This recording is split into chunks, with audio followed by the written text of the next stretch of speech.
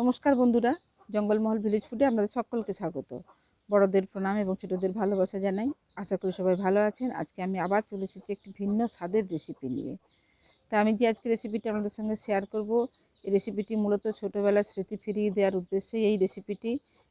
তো যখন ছোট ছিলাম, দোলযাত্রায় দেখতাম বা কাউকে রং দিতে গেলে, রং দেওয়া হয়ে গেলেও সন্ধেবেলা বাড়িতে সেই বাটার প্লেটে করে ওই ফুড কলাই ভাজা নিয়ে আসতো। সেই ফুড কলাই তখন খেতে কিন্তু ভীষণ ভালো লাগতো। তো সেই ফুড কলাইয়ের রেসিপি আমি আপনাদের সঙ্গে সামনে শেয়ার করব। সামনেই তো দোলযাত্রা আসছে, তো সেই ফুড কলাইয়ের রেসিপি আপনাদের সঙ্গে শেয়ার করছি। তো প্লিজ আপনারা প্রথম থেকে শেষ পর্যন্ত ভিডিওটা দেখুন। তো তার জন্য দেখুন, এখানে আমি নিয়ে নিয়েছি ছোলা। এই যে লাল দেশি ছোলা, এই সময় ছোলাটা কিন্তু নতুন উঠেছে। এই ছোলা এই ফুড কলাই রেসিপিটি কিন্তু খুব সুন্দর হয়। তার জন্য আমি নিয়ে নিয়েছি দেশি ছোলা। তো এই ছোলাটাকে প্রথমে আমি ভেজে নেব। তো তার জন্য দেখুন, ছোলাগুলোকে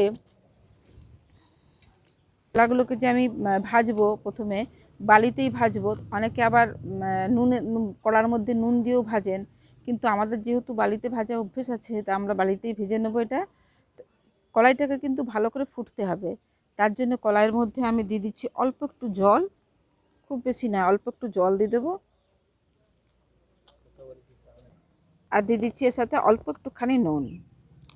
এবার এই ছোলাগুলোর সাথে আমি এই জলটা আর নুনটা ভালো করে মাখিয়ে নিচ্ছি। দেখুন, খুব বেশি জল দেওয়া চলবে না, হালকা করে অল্প একটুখানি জল আর নুন দিয়ে এটাকে আমি মাখিয়ে নিলাম। মাখিয়ে এবার রেখে দিচ্ছি। এরপর উনুনটা ধরিয়ে দিচ্ছি। দেখুন, উনুনটা ধরিয়ে কড়াটা বসিয়ে দিয়েছি, আর কড়াতে দিয়ে দিয়েছি বালি। এখন তো আর দোলযাত্রাতে সেরকমভাবে রং খেলার প্রচলন দেখতে পাওয়া যায় না। তো আমরা যখন ছোটো ছিলাম, তখন কিন্তু এই বাড়ি বাড়ি গিয়ে রং, বড়দের প্রায় মানে আবির দেয়া, এই রং খেলাগুলো ছিল। আর সেই সময় এই এই খাবারের প্রচলনটাও ছিল। এখন তো আর কেউ কারোর বাড়ি যায়ও না। গ্রামের দিকে যদিও কিছু আছে, শহরের দিকে তো একদমই এই প্রচলনটা আর নেই দোল খেলা, রং খেলার। দেখুন, বালিটাকে খুব ভালো করে গরম করে নিতে হবে। এই দেখুন, এই যে আমি এগুলো নিয়েছি, এগুলো হচ্ছে নারকেলের পাতার কাঠিগুলো। সেই নারকেলের পাতায় যে সে ঝাড় দেওয়ার জন্য কাঠিগুলো বার করা হয়, সেইগুলো আমরা নিয়ে আর এইভাবে কেটে রেখে দিই মুড়ি ভাজা বা ছোলা ভাজার কাজে লাগানোর জন্য। তো সেই রকম কাঠি আমি কতগুলো নিয়ে নিয়েছি। আর এরপর বালিটাকে নেড়ে আর আমি এখানে হাত দিয়ে দেখছি গরম হয়েছে কিনা। বেশ ভালোই গরম হয়ে গেছে। আমি অল্প অল্প ছোলা দিয়ে দেখছি,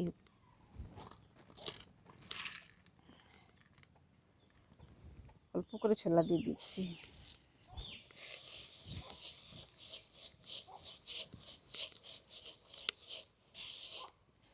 এই দেখুন দেখুন, ছোলাগুলো কীরকম ফুটতে শুরু করে দিয়েছে।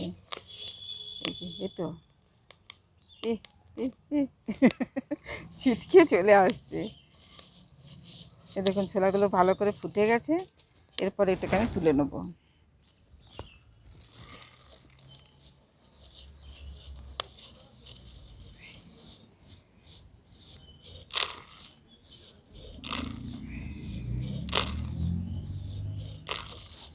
ছোলা ভাজাটা কি সুন্দর গন্ধ।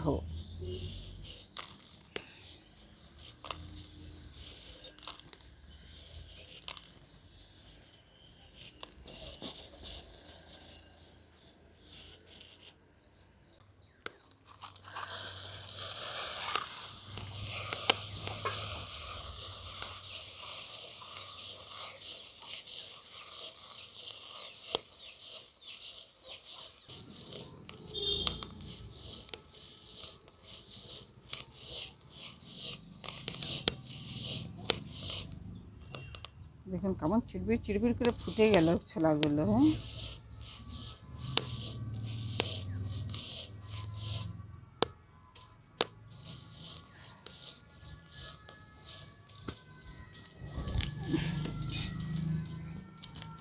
দেখুন, ছোলাগুলো ফুটে গেছে। এরপর আমি এটাকে তুলে নিচ্ছি।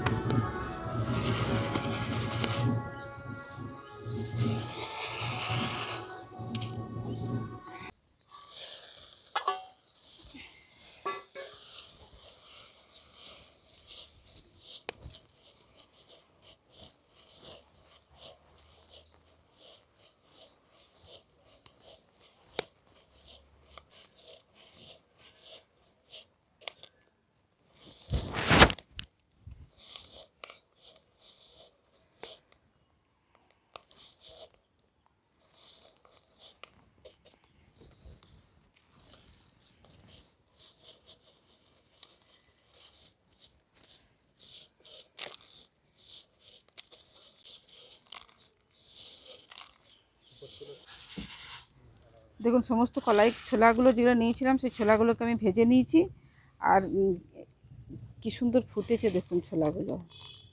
ওই একটু নুন জল মাখিয়ে রেখে দেওয়ার পরে যদি ভাজা যায় তাহলে কিন্তু এরকম এত সুন্দর ছোলাগুলো ফুটতে থাকে।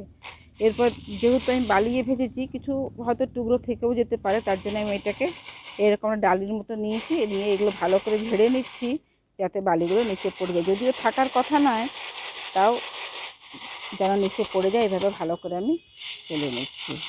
দেখুন এই ছোলাগুলো আমি বালি খোলায় ভেজে নিয়েছি। তো সবাই তো আর বালি খোলায় ভাজতে পারবেন না, যারা বালি খোলায় ভাজতে পারবেন না তাদের জন্য আমি আরেকটা পদ্ধতি দেখিয়ে দিচ্ছি। এরকম কড়া বসিয়ে দিয়েছি, আর কড়াতে দিয়ে দিচ্ছি নুন। এখন নুনটা দিয়ে দিয়েছি, নুনটাকে খুব ভালো করে গরম করে নেব। দেখুন নুনটা দেওয়ার পর এটা গরম হয়ে গেছে। এরপর আমি এই যে ছোলাগুলোতে নুন আর জল একটু মাখিয়ে রেখেছিলাম, সেই ছোলাগুলো দিয়ে দিচ্ছি। এরপর এই বালির মধ্যে নুনের মধ্যে এরকম ছোলাগুলোকে ডুবিয়ে ডুবিয়ে ভাজতে হবে।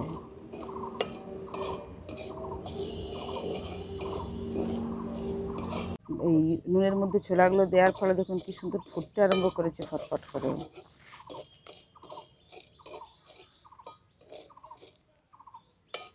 এই দেখুন একটু ফুটে গেছে। এরপর এরকম একটা ছান্তা নিয়ে নেবেন, ছান্তার সাহায্যে এই দেখুন ছোলা আর নুনগুলোকে আলাদা করে নেওয়া যাবে। এরপর এটাকে আমি তুলে নিচ্ছি।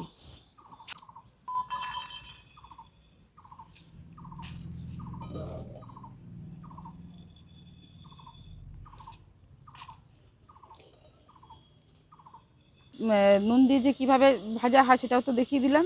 এরপরে আমি এগুলোকে ফুড কড়াই বানিয়ে নেব। তো তার জন্য দিয়ে দিচ্ছি আমি হাফ বাটি চিনি।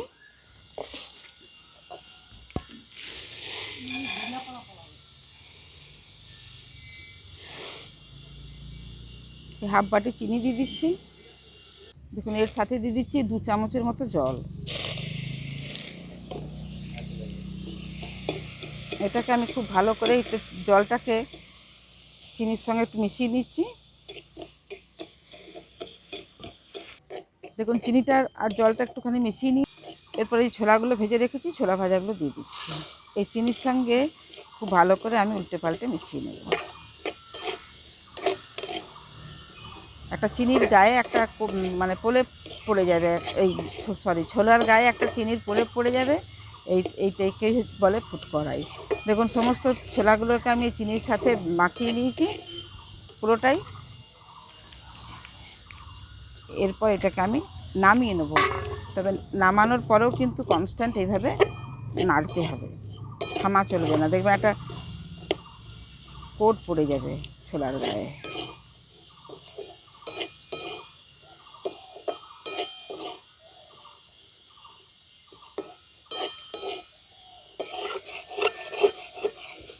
দেখুন চিনিগুলো শুকনো হওয়ার সঙ্গে সঙ্গে কীরকম ঝুরঝুরে হয়ে যাচ্ছে। দেখুন পুরো চিনিটাই এই ছোলাটার সঙ্গে মাখিয়ে নিয়েছি। এরপর এটাকে আমি নামিয়ে নিচ্ছি। তো নামানোর পরেও কিন্তু ছোলাগুলোকে এইভাবে অনবরত নাড়তে হবে।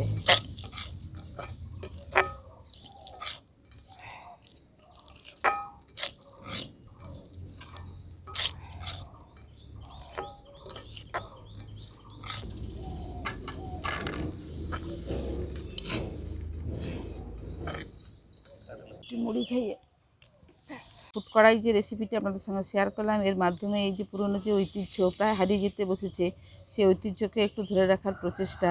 তা আপনারাও প্লিজ এই সামনে দোল আসছে, বাড়িতে বানিয়ে খেয়ে দেখবেন। ভালো লাগলে জঙ্গলমহল ভিলেজ ফুড চ্যানেলটিকে লাইক কমেন্ট শেয়ার করবেন এবং প্লিজ সাবস্ক্রাইব করে দেবেন।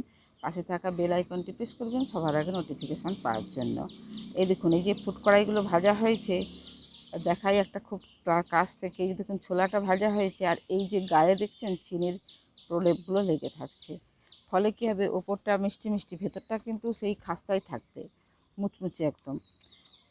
তো প্রত্যেকেই ভালো থাকবেন, সুস্থ থাকবেন, সাবধানে থাকবেন। আজকের ভিডিওটা আমি এখানেই শেষ করছি। আবার আপনাদের সঙ্গে দেখা হবে পরবর্তী আরেকটি ভিডিওতে।